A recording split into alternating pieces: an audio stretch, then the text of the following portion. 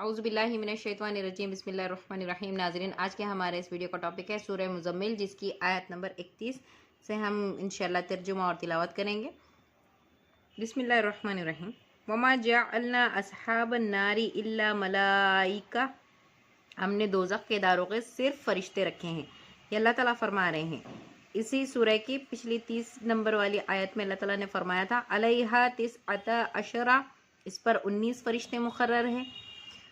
یعنی دوزخ پر اللہ تعالیٰ نے 19 فرشتے مقرر ہونے کے بارے میں بتایا تھا، جس پر مکہ کے لوگوں نے اس بات کا اور اس آیت کا بہت مذاق اڑایا، اور انہوں نے کہا کہ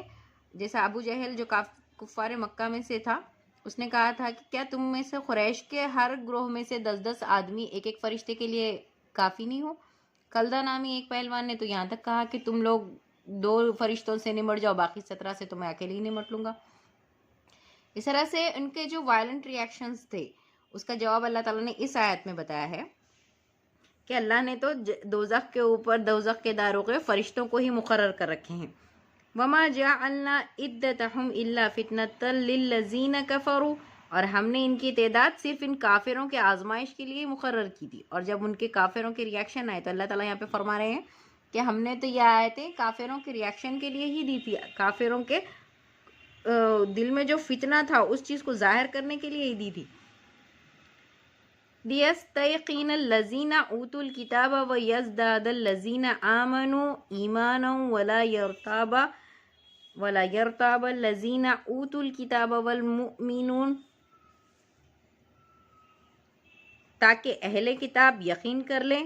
اور ایماندار ایمان میں اور بڑھ جائیں، اور اہل کتاب اور مسلمان شک نہ کرے، اور جن کے دلوں میں بیماری ہے وہ اور کافر کہیں گے کہ اس بیان سے اللہ کی کیا مراد ہے۔ یہاں اللہ تعالیٰ نے اس طریقے سے ظاہر کیا کہ اللہ تعالیٰ نے جو تعداد بتائی تھی فرشتوں کی کہ وہ دوزخ میں مقرر ہے، اس پر لوگوں کے الگ الگ باتیں اور الگ الگ ان کے جواب آنے شروع ہو گئے۔ جو ایمان والے لوگ تھے وہ اس بات پر ایمان لے آئے، جو اہل کتاب لوگ تھے وہ بھی اس بات پر، اس میں سے بھی اہل کتاب میں سے بھی جو لوگ اچھے تھے، جو لوگ جن کو پتا تھا کہ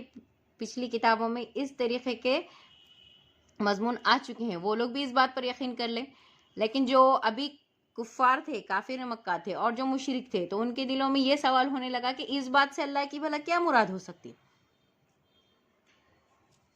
وَلِيَقُولَ الَّذِينَ فِي قُلُوبِهِم مَّرَضٌ وَالْكَافِرُونَ مَاذَا أَرَادَ اللَّهُ بِهَٰذَا مَثَلًا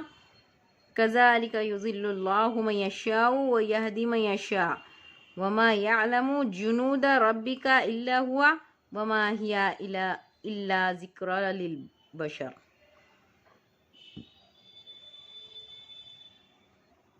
یعنی اللہ تعالیٰ نے ایک اس آیت کے ذریعے سے ان لوگوں کے دل میں کا جو مرض تھا، کفار مکہ کے دل میں جو مرض تھا اور جس کے دل میں شک تھا، ان کے شک کو ظاہر کر دیا اور ان کو ان کے مرض میں اور زیادہ بڑھا دیا۔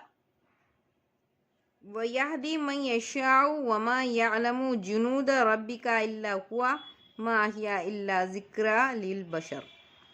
اور اسی طرح اللہ جسے چاہتا ہے اسے گمراہ کرتا ہے اور جسے چاہتا ہے اسے ہدایت دیتا ہے۔ تیرے رب کے لشکروں کو اس کے سوا کوئی نہیں جانتا، یہ تو تمام بنی آدم کے لیے سراسر پند و نصیحت ہے۔ یعنی اللہ تعالیٰ فرما رہے ہیں کہ یہاں پر اللہ تعالیٰ جسے چاہے اسے نصیحت، جسے چاہے اسے ہدایت دے سکتے اور جسے چاہے اسے گمراہ کریں گے۔ اللہ تعالیٰ اس طریقے کے بیان کر کے جو کافر مکہ تھے وہ یہ سوچنے میں پڑ گئے کہ اللہ یہاں پر کیا کہنا چاہ رہا ہے، اس سے اللہ کی کیا مراد ہو سکتی ہے۔ لیکن جو ایمان والے تھے وہ اس بات پر یقین لا لیے اور اس بات پر ایمان لے آئے۔ تو اللہ تعالیٰ اسی طرح سے، اور اللہ تعالیٰ تو فرما رہے ہیں کہ سارے لشکر تو اللہ کے ہی ہے، لشکروں سے کیا، یہ ہدایت کے لیے دی گئی کتاب ہے، یہاں سے ہدایت حاصل کرتے، لیکن انسان یہاں پر ہدایت حاصل کرنے کے بجائے ان چیزوں میں لے کر ملوث ہو گیا کہ فرشتوں کی تعداد کتنی ہے، اور ہے تو اللہ تعالیٰ نے بتائی ہے تو اس سے اللہ کی کیا مراد ہو سکتی ہے، جبکہ قرآن مجید تو اللہ تعالیٰ نے تمام بنی آدم کے لیے سراسر پند و نصیحت کے لیے بھیجی ہے۔ اللہ تعالیٰ سے دعا ہے کہ اللہ تعالیٰ ہمیں بھی اس قرآن مجید سے نصیحت حاصل کرنے کی توفیق عطا فرمائے اور ہمیں ہدایت دے کہ ہم سیدھے راستے پر چلے۔ آمین ثم آمین۔